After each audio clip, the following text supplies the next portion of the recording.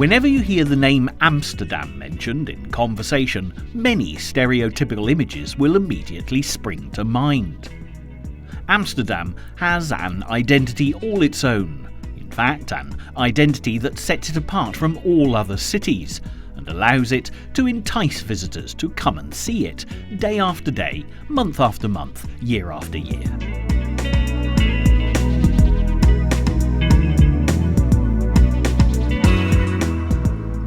So what does this world-renowned Dutch city, one of Netherlands' best-loved treasures, inspire images of? Bicycles? Windmills? Tulips? Canals? Sounds delightful, and all of these things are truly part and parcel of the whole experience, in the same way that the Eiffel Tower is synonymous with Paris. Buckingham Palace evokes images of London, and the romantic Trevi Fountain will always say Rome.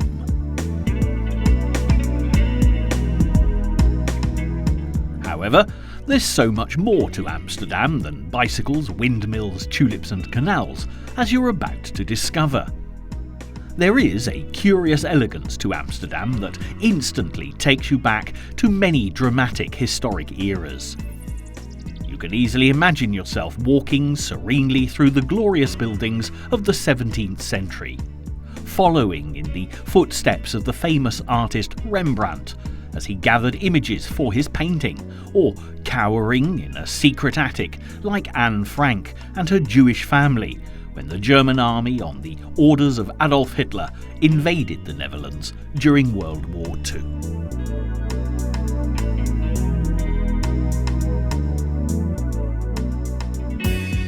Although the seat of the Netherlands government is in The Hague, Amsterdam is the nation's nominal capital.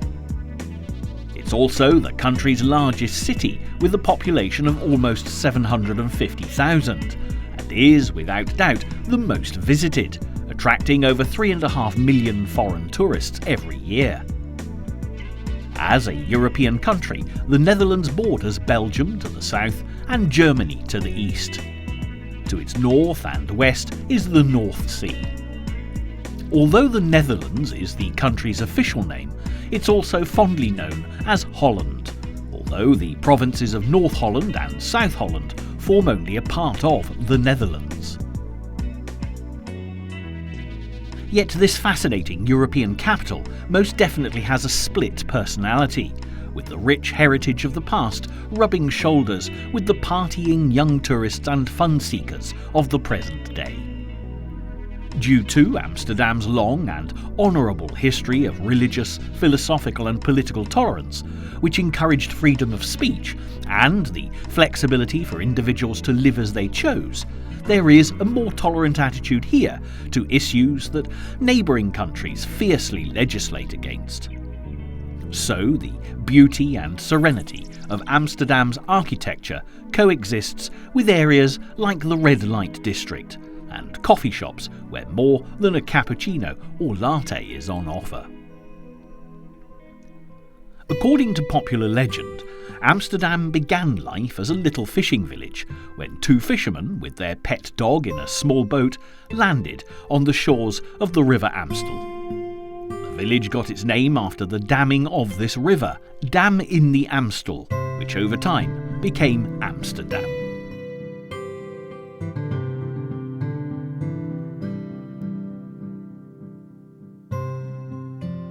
Although down through the ages since Amsterdam has evolved on every level, there is nevertheless a warmth to this city that suggests it's maintained something of a village atmosphere, especially when it comes to the wonderful markets that Amsterdam is so famous for.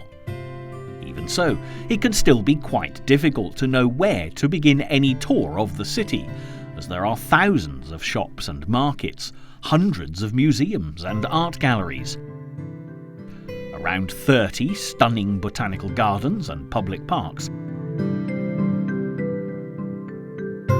Not to mention a plethora of eating establishments, cafes and nightclubs to suit, quite literally, every taste.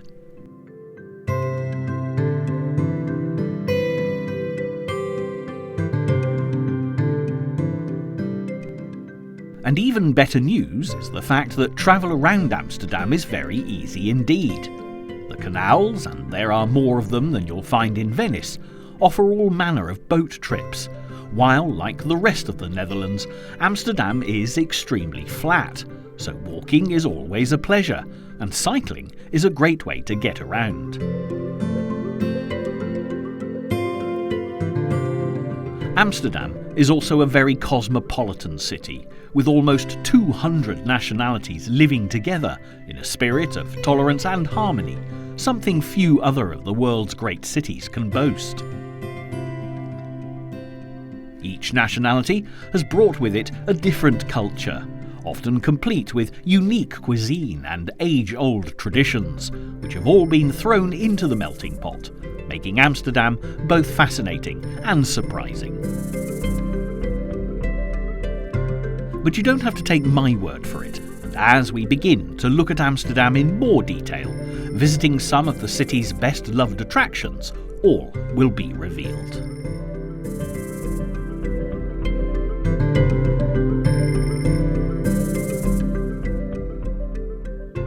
Our first destination is known in Dutch as the Oude Zijde, which basically covers the eastern half of Amsterdam. The name Oude Zijde means quite simply old side, which, as you can see for yourself, describes this part of the city very well indeed.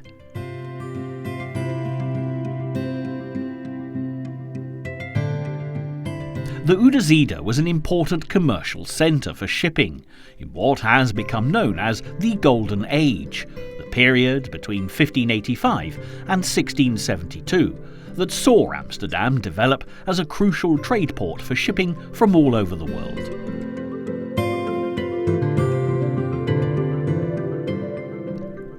It was during this time that the now familiar cityscape developed as Amsterdam began to grow. Many of the most popular historic buildings and landmarks date from this golden age, and one of the oldest is certainly the Oude Kerk. Of course, the name does rather give this away, as it translates as the Old Church. This magnificent building sits on over 3,000 square metres of ground, with the initial foundations being built on a sandbank to make sure that the construction didn't sink into the marshy ground. This was some 800 years ago, and the original church was built of wood. It was 100 years later that the grand Gothic architecture you can see here today replaced the original single-aisled church, but still it sits on the same foundations that were put in place all those years ago. Underneath the church is an ancient burial ground, which continued to be a cemetery for the inhabitants of Amsterdam right up until 1865, and consequently the entire floor consists of horizontal gravestones. It's said that 10,000 citizens are buried beneath the Oude Kerk, including famous Dutch national heroes like Jacob van Heemskerk, the famous explorer and naval hero, whose suit of armour is displayed in the Rijksmuseum, minus the shattered thigh plate that resulted in his death.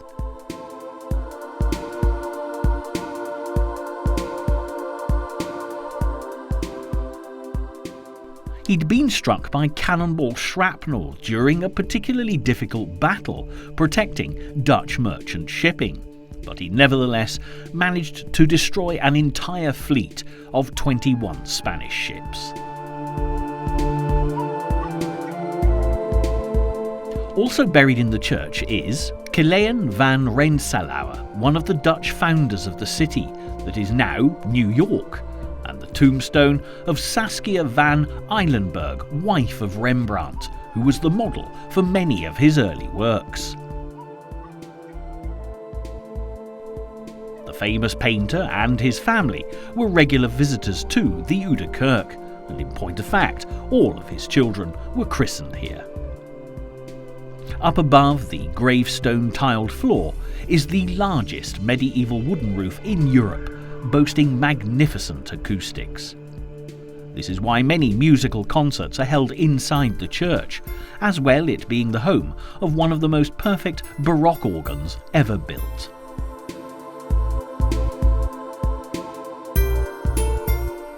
It is the third of 3 pipe organs built by Christian Vater and augmented by Caspar Müller for greater power.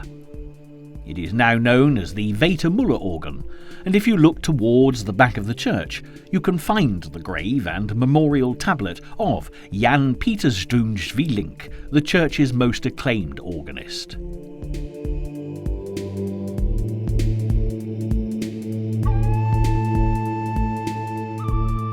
The church has been constantly renovated down through the ages by 15 generations of Amsterdam citizens, growing in size and becoming more and more visually stunning over time.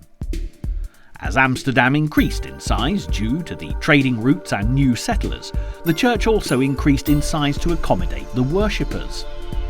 The stained glass windows depict a myriad of scenes ranging from Bible stories to the lives of Dutch royalty.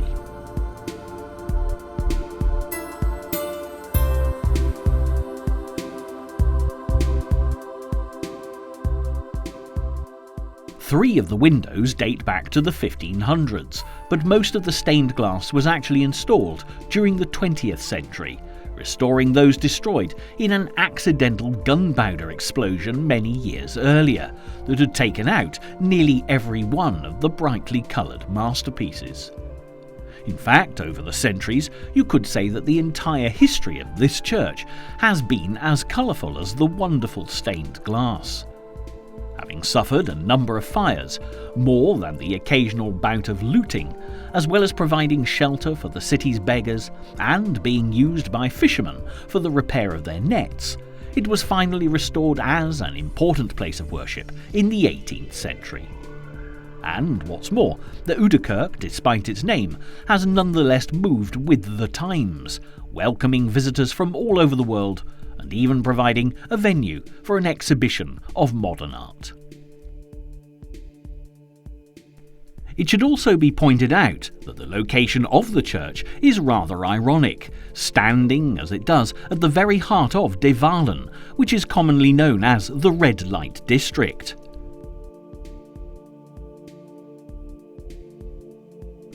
To the west of De Walen you also see the impressive structure of the Waag, a multi-turreted gatehouse dating back to 1488, which provided an entrance into Amsterdam before the city outgrew its walls.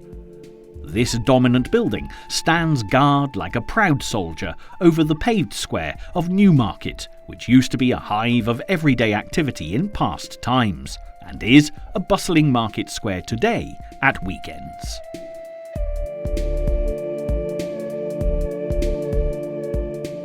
The Waag has been used for all manner of purposes, from public executions to the weighing of produce to calculate the tax due, and has also been home to Amsterdam's many and varied guilds.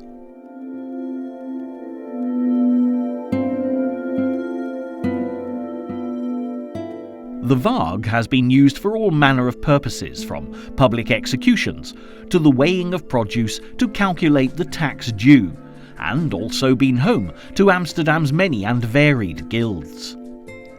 In the 17th century, it also housed a theatrum anatomicum, where student surgeons received anatomical lessons and members of the public could come to watch human dissections, and these lessons were the inspiration for Rembrandt's painting The Anatomical Lesson of Dr. Tulp in 1632.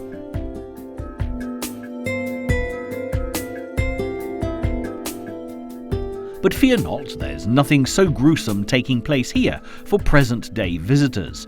And if the thought of all those dissections hasn't spoiled your appetite, the Waag is now home to a delightful restaurant where you can enjoy an early morning coffee and pastry before moving on to your next destination.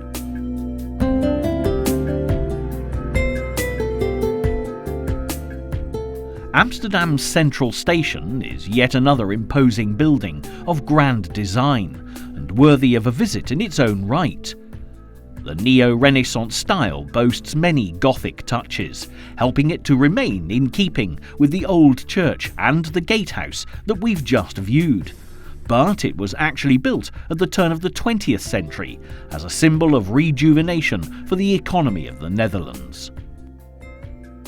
The magnificent and opulent facade houses the main transport hub for the city's trams and buses, as well as being the departure and arrival point for Amsterdam's commuter, regional and international trains.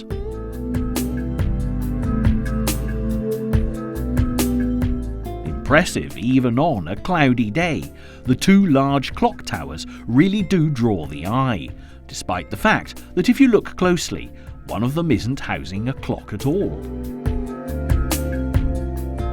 What it's showing is the readout for the weather vane that sits on top of the station.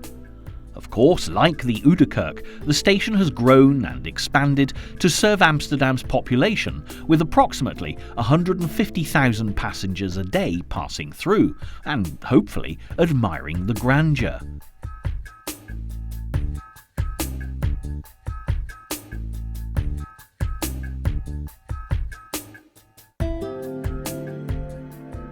And while we're on the subject of grandeur, it's time to move on to the delightful church of St. Nicholas.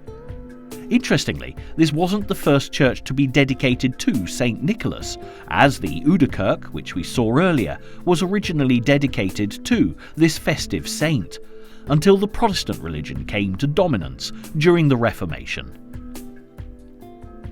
They took over the old St. Nicholas church and rechristened it Oudekerk, leaving the Catholics to find an alternative place to worship. However, this church of St. Nicholas, or Sint Nicolaaskerk, was built after the Catholic emancipation, when religious tolerance meant it was safe for the Roman Catholics to build places of worship again after 200 years of repression. There's another fascinating legacy, however, that came about as a result of this repression, because so many Catholics had no choice but to build private chapels in their houses, where Mass could be celebrated in secrecy. A perfect example of one of these chapels is Our Lord in the Attic, which is now the Museum Amstelkring. This far from ostentatious place of worship was created in a tall, thin house at the edge of a canal, and looking at the exterior, it's hard to believe that an entire church is hidden within these walls. If you climb the wooden stairs to the third floor, you'll be greeted with the extraordinary sight of an extended attic that holds the secret church used by Amsterdam's Catholics so many years ago.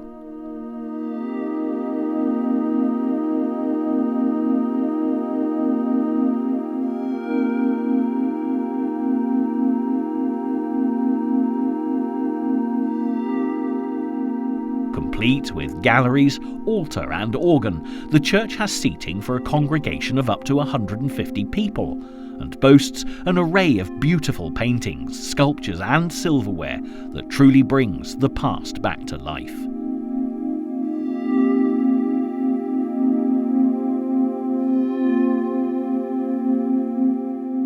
You can also find a number of rooms hidden away, including the confessional, the chaplain's bedroom, and a 17th century kitchen. Interestingly, Our Lord in the Attic remained a place of Catholic worship for more than 200 years, despite various changes in ownership. But when the Church of St. Nicholas was completed, the congregation moved to the more appropriate building. At the same time, a group of dedicated followers joined together in order to save Our Lord in the Attic from demolition, and they preserved this place of historic importance for future generations to view, and today this is a thriving museum that's very popular with Amsterdam's many visitors.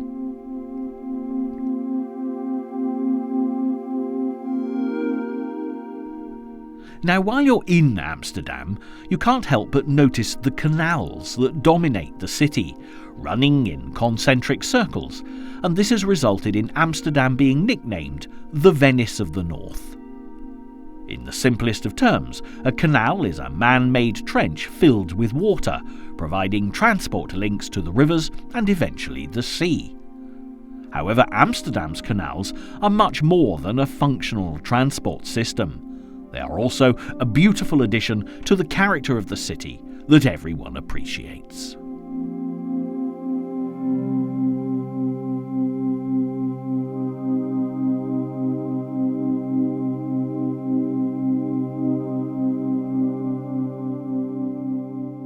The Flower Canal, known in Dutch as the Bloemgracht, is the stateliest of all the canals, and a leisurely cruise down it will reveal some of Amsterdam's most traditional architecture. Ironically, the most popular area, and most expensive to live in, was actually built in the 17th century to house the working classes. This is Jordan, a district that has gradually become so upmarket that only the very rich can live here. In fact, the Flower Canal is known by the alternative title of the Herengracht of the Jordaan, which means the Gentleman's Canal of Jordan. The Flower Canal is lined with burgerhouses, with the three picture-perfect examples being numbers 87 to 91, built in 1642 by Hendrik de Keyser. Each of these houses has stepped gables, with paned glass being vital to the design. Instead of the traditional numbering system, which was introduced in the 19th century, the gable stones acted as house names, with the three aforementioned mansion houses depicting a farmer, a townsman, and a seaman.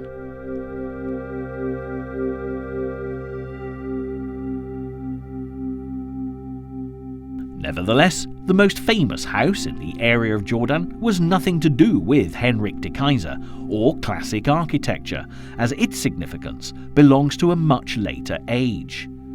This ordinary-looking building, which resembles a very mundane block of flats, became the secret hiding place of the young diarist Anne Frank and her Jewish family when the Germans occupied the Netherlands and, of course, Amsterdam during World War II.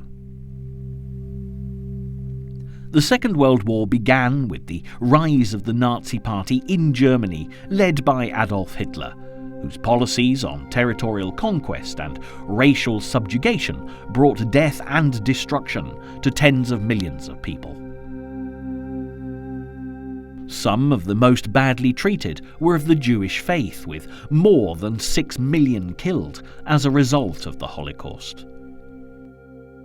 When the Germans invaded the Netherlands and occupied Amsterdam, the Frank family were running a thriving business in Prinsengracht 263.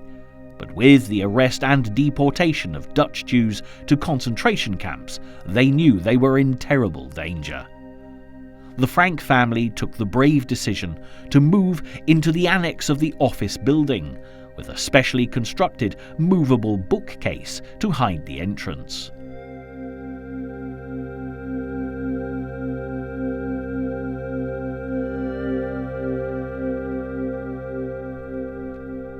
During the 2 years that they were in hiding, Anne Frank kept a diary of what happened, including her thoughts and feelings. She wanted to be a writer when she grew up, and her diary proved to be her legacy to the world. But sadly, shortly before World War II came to an end, the Frank family was betrayed, arrested, and deported to the concentration camp at Belsen, where Anne died of typhus.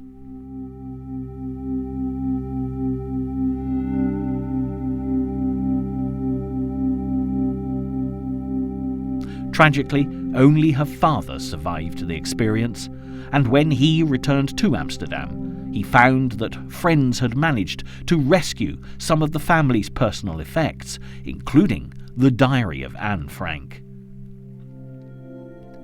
This diary was eventually published and became a worldwide phenomenon, and for the people of Amsterdam, the amazing true story of Anne Frank's diary meant that this house became a symbol of their survival, opening as a museum in 1960. Over 9,000 visitors made a pilgrimage to this place in the first year alone, and many more continue to come here year in, year out, as each new generation discovers this incredible story.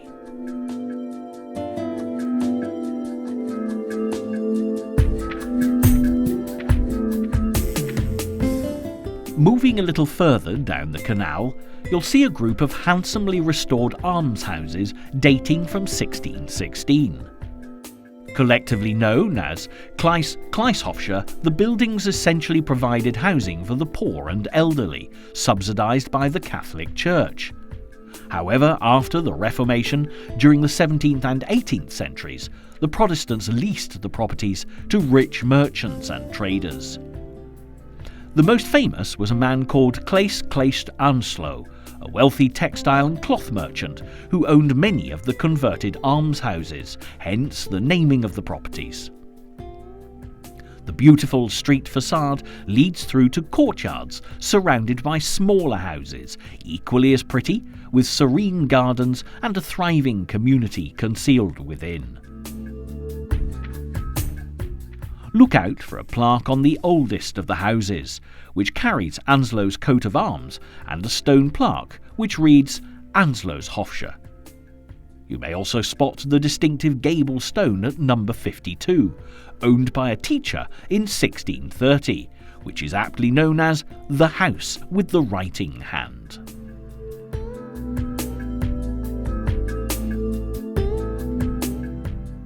One of the busiest places to visit in Amsterdam is the appropriately named Dam Square, created in the 13th century when a dam was built around the River Amstel to prevent the sea from flooding into the city, and also to connect the settlements on either side of the river.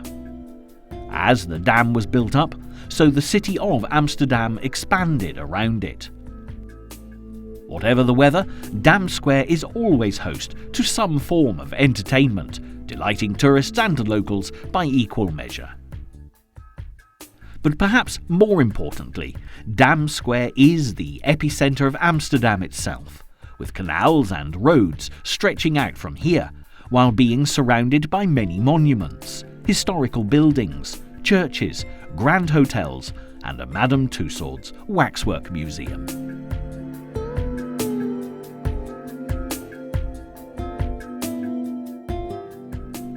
It even houses a fun fair for special occasions in Amsterdam's calendar.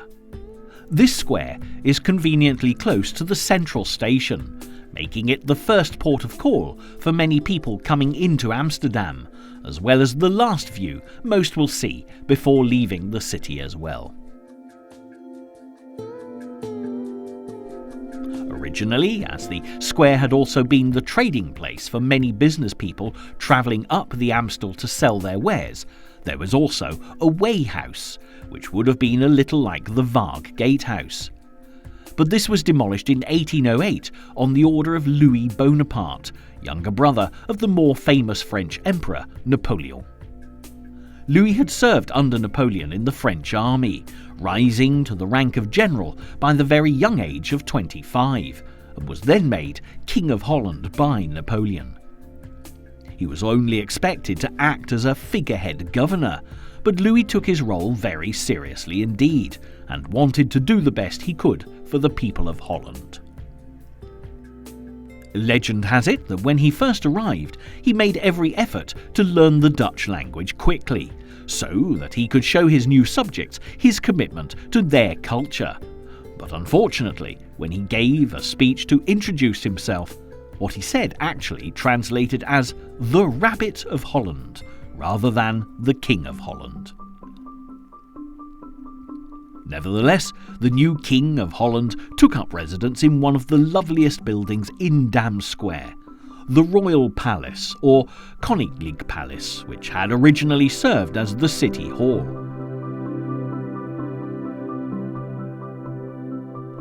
King Louis demolished the weigh house because he complained that it obstructed his view and prevented his subjects from looking upon the grandeur of the royal palace. This stunning palace, with an incredible 114 windows, was built of yellowish-white stone originally, though the weather over time has beaten it to a more nondescript shade of grey. It was designed to reflect the seafaring prosperity of the Dutch in their golden age. At one point in history, this was the largest administrative building in Europe, and frequently referred to as the eighth wonder of the world. On the top of the palace, there's a tall domed cupola from where the ships that brought about Amsterdam's prosperity could be seen sailing along the River Ege and out to sea, complete with a weather vane in the form of a cog ship, a classic symbol of this great city.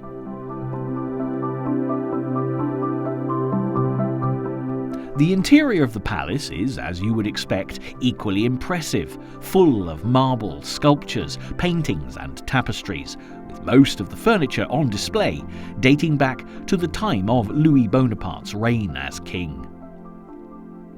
In fact, much of the design was based on the assembly halls of ancient Rome, noted for their beauty and opulence. However, from 1936 onwards, the royal palace became a state property and is now one of 3 palaces at the disposal of Queen Beatrix of the Netherlands, and is used mainly for official state functions. If you look directly to the right of the royal palace, you'll see another impressive building that sits on the edge of Dam Square. This is Nieuwe Kerk, which translates, as you've no doubt already worked out, as the New Church. Even so, work actually began on it way back in the 14th century, because as Amsterdam grew, so did this church. You'll notice that this church is towerless, although plans for a tower were there from the beginning. However, its location on the Dam Square made up for this deficiency, and even without a tower, it quickly surpassed the Oude Kerk, or Old Church, in popularity and patronage, especially after the Napoleonic Wars. Also, as you would expect, being so near to the royal palace, the Nieuwe Kerk is closely associated with the Dutch monarchy, and great royal occasions, including coronations and weddings, take place here. Even so, like many of Amsterdam's attractions, this church is full of surprises, including an exhibition of artifacts and hidden treasures from Afghanistan.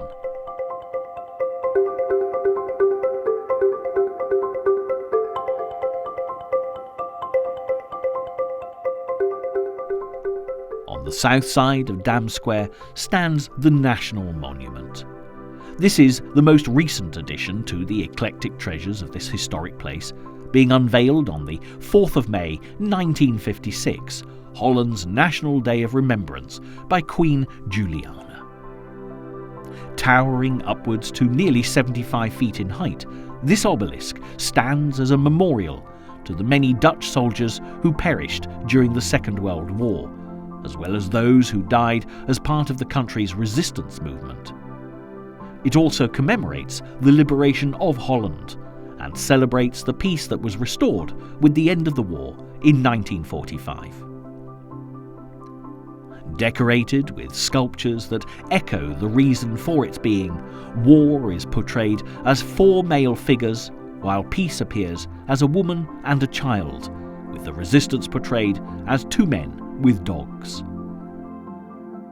The National Monument is flanked by 2 stone lions, and embedded within are urns that carry soil from the grounds of each of Holland's 11 provinces, as well as an urn carrying soil from the Dutch Cemetery of Honour in Indonesia.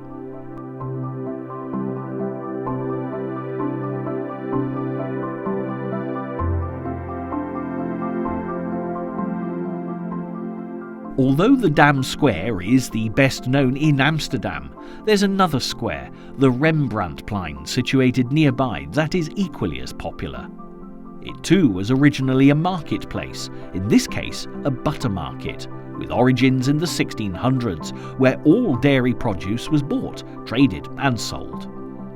Built on the remnants of the old port, it's now become a thriving tourist spot, populated with cafes and restaurants.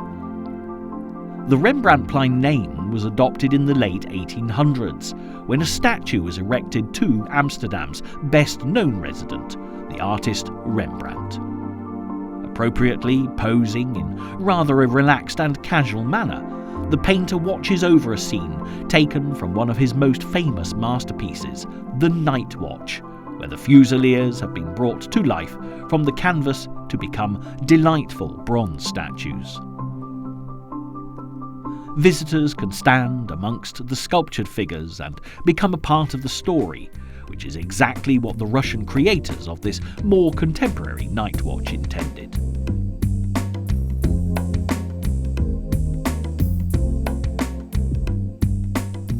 As well as having their photographs taken with Rembrandt and his night watch, the many visitors who head for the square are nevertheless often in search of something a little more modern and lively, because at night the square becomes a very different place, with a whole host of restaurants, friendly bars and inviting nightclubs to choose from.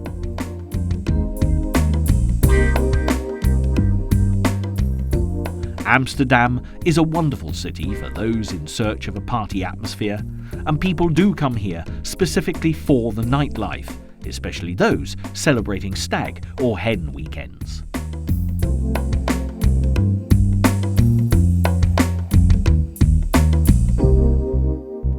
You can't go far in Amsterdam without returning to the water.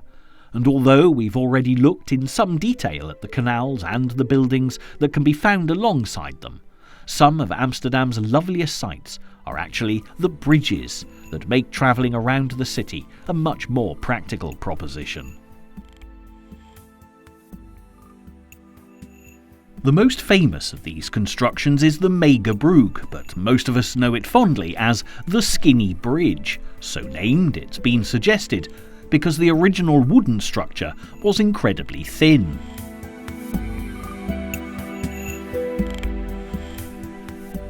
At night, the bridge is lit up, creating the most romantic of atmospheres, and this is a very popular destination for couples visiting Amsterdam, especially as there are now an increasing number of honeymooners choosing this truly lovely city as a more economical European option than Paris.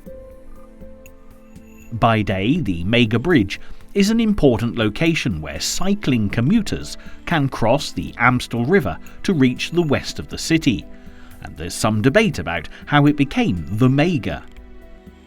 Some believe it was because it was built by two sisters who lived on either side of the river, called Mega, while others believe that, as in Dutch, Mega also means skinny. It's another reference to the first bridge that crossed the river here, which, as we already know, was famous for being rather thin. Whatever the reason, however, in 1871, the original skinny bridge was replaced by a much wider version, due to the increased traffic that needed to pass over the River Amstel, but it still maintained the charming traditional style, complete with a drawbridge to allow boats through.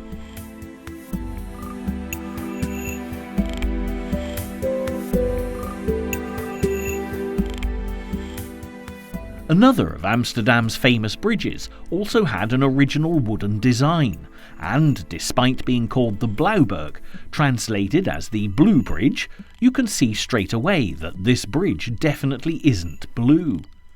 However, the first wooden structure here was painted blue, and this is where the name came from.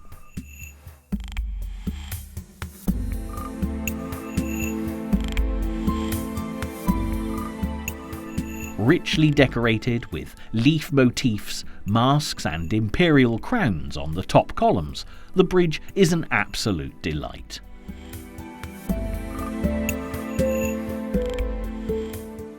The lanterns are also shaped like crowns, and the lantern poles are adorned with decorations that relate to shipping, with the bridge's overall design inspired by the Pont Alexandre, the third bridge that spans the River Seine in Paris.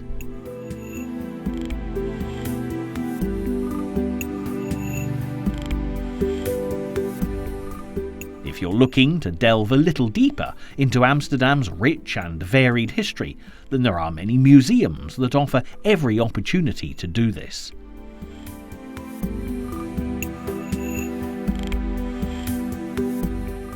The Theatre Museum stands at the Herengracht Canal, and if the beautifully decorated 18th century interior isn't impressive enough, you can search through the rooms for costumes, sets and memorabilia.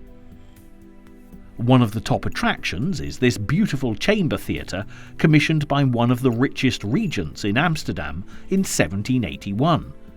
He used the theatre to stage performances for family and friends. And looking at this exquisite work, it must have been quite wonderful to watch a play set in such lovely surroundings.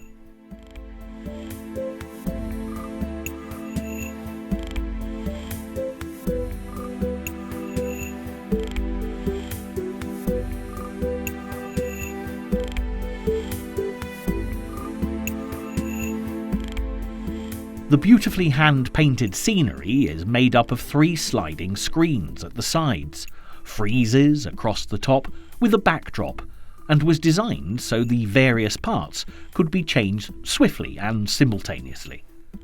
You can even try it out for yourself with a model theatre in the same room.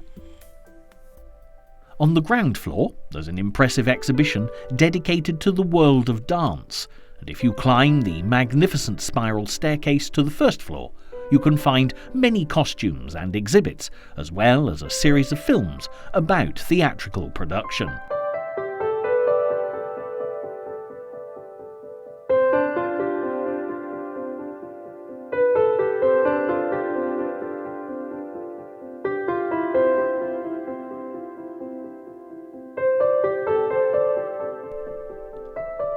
After the glamour of the theatre, our next port of call is the Dutch National Museum, the Rijksmuseum, which houses extensive collections of paintings ranging from the 15th to the 20th century, alongside medieval and modern-day sculptures, Renaissance furniture, and a whole range of Asian art and artefacts that are an intrinsic part of the Netherlands' rich trading heritage.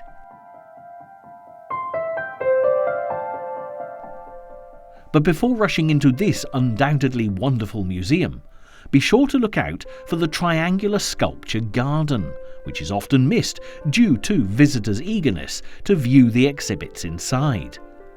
It's well worth taking the time to wander around this intriguing garden and see the intricate sculptures in their remarkable setting.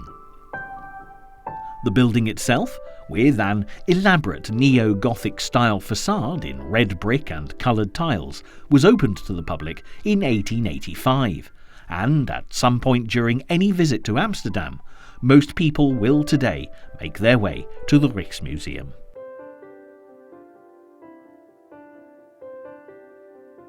There's a great deal to see here, and chances are you won't have the time to do the wide range of exhibits justice. But the paintings of Rembrandt are without doubt an absolute must, as are those of Frans Hals and the Master of Light, Jan van Meer. And of course, you'll have the perfect excuse to come and visit Amsterdam again, which has to be a very good thing indeed. The museum has in recent years undergone a major restoration and renovation project, which has meant many of the exhibits being placed in the Philips wing for the duration. However, the finished result ensures that the nation's treasures are accessible to even more people, proving that the Dutch take their art and artists very seriously indeed. At this point in the proceedings, we've already talked quite extensively about Rembrandt being one of Holland's best-known artists and Amsterdam's most famous resident. But mention the name of Vincent van Gogh, a more recent Dutch master, and the whole world will know precisely who you're talking about. This tragic genius began painting in 1880, working in Holland, the land of his birth, for about 5 years before moving to Paris and then later settling in the south of France. Arguably, the most famous of his paintings is simply called Sunflowers, and it's been transferred to posters, postcards, greeting cards, and almost every modern decorative item imaginable. For anyone who'd like to know more about Van Gogh, one of art's most iconic painters, the prestigious Van Gogh Museum in Amsterdam, which houses the biggest collection of his paintings in the entire world, is well worth a visit. It consists of 2 buildings, the main structure, opened in 1973, and the exhibition wing, opened in 1999. The main part of the museum was built with a modernist approach, favouring geometric forms and light, open spaces, while the exhibition wing was constructed in perfect harmony by a Japanese architect whose aim was to fuse Eastern symmetry with Western geometry. Even if you've never been a fan of this painter's work, this is one artist that you should take the time to see in the original, as the man himself intended.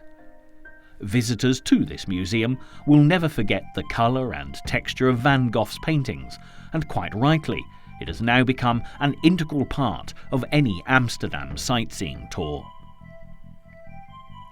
So far, we've explored many of Amsterdam's most well-known attractions, but there's one precious treasure that this city is famous for the whole world over that has a very expensive price tag indeed.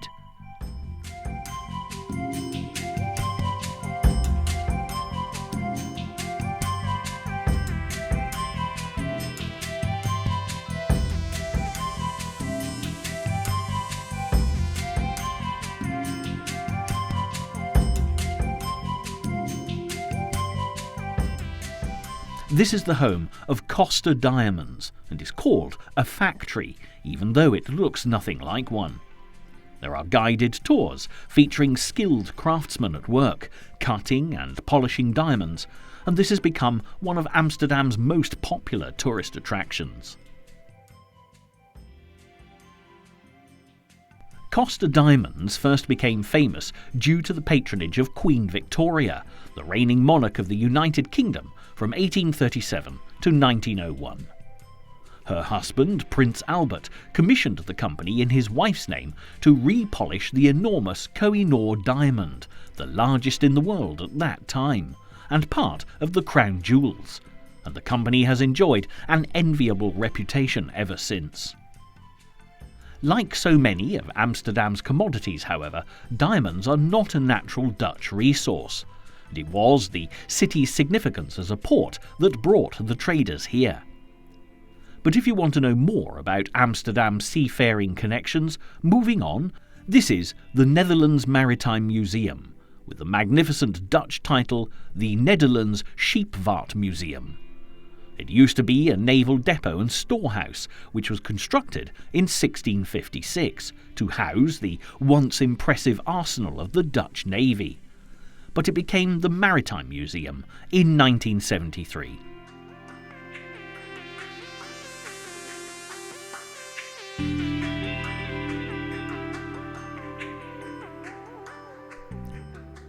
Moored outside, in a permanent berth on the protruding jetty, is a 20th century replica of an 18th century ship, appropriately called the Amsterdam, that sailed between the Netherlands and the East Indies.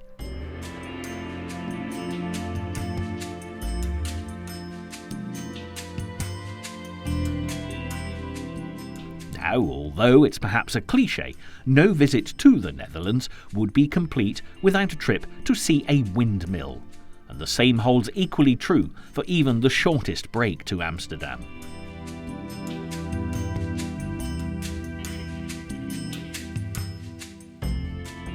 This is the De Goeie windmill, which is just a short walk from the Netherlands Maritime Museum. It was built in the 18th century and was the first corn mill to use streamlined sails, and was rebuilt and restored in 1925 by the Amsterdam City Council as a fine example of their heritage. Today this is a private residence, but on the first Saturday of the month the sails are allowed to turn.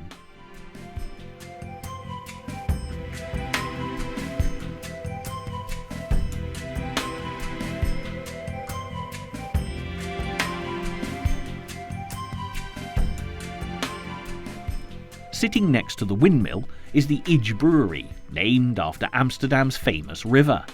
It also has a cafe-type pub, which is very popular with locals and tourists alike, who are afforded a fantastic view of the windmill from here. The area where the De Goeie windmill is situated once used to be green parkland beyond the city walls, where many Amsterdam residents spent their leisure time. Called plantage, This was the city's first official park, dating back to 1682, and after mixed fortunes, it's now become a very classy district.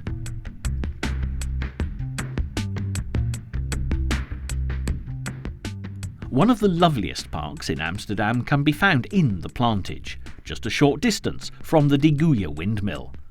The Hortus Botanicus, as its name suggests, is a botanical garden, but it started out as a small herb garden for doctors and pharmacists over 300 years ago.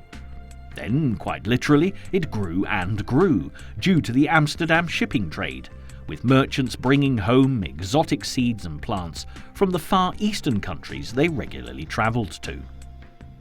At the dawn of the 18th century, the gardens became famous for being the first place outside of Arabia to succeed in cultivating the coffee plant.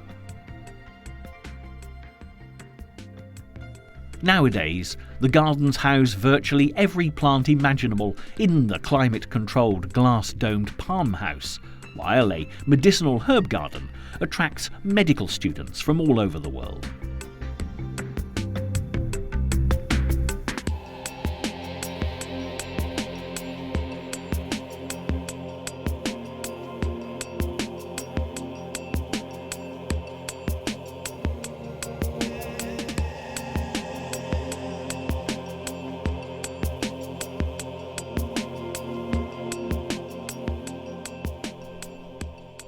And on that most efficacious note, sadly our time in Amsterdam has run its course. This is, without doubt, one of the world's brightest and most vibrant cities, where Europe's younger generation certainly knows how to enjoy a good time. Nevertheless, the shadow of the darker clouds of history, most notably the Nazi occupation of the city during World War II, gives Amsterdam a much more reflective side to its nature. The many thousands of visitors who make their way to the Anne Frank Museum leave in no doubt about the terrible hardships that the Dutch people, especially those of the Jewish faith, suffered at this terrible time. Although a sobering experience, a visit to this museum is fascinating, and by remembering the victims of the Holocaust in this most tangible manner, there's no danger of the true horrors of war ever being forgotten. Amsterdam is also a city full of surprises, in part due to the eclectic mix of people who've made their home here, and you'll find all manner of delights from many different cultures to experience. So be sure to keep an open mind when it comes to sampling the very varied culinary offerings that this multicultural city is rightly famous for.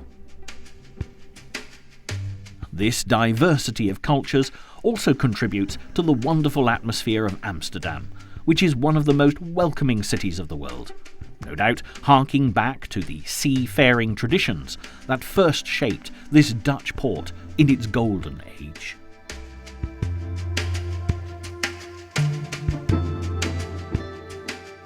And with canals endowing Amsterdam with the grace and elegance of Venice, museums and art galleries on a par with those found in London, Paris and New York, historic buildings to rival those of Rome and Madrid, this is a city worthy of any traveller's attention and is guaranteed to make everyone who comes here feel right at home, from arrival to departure and all points in between.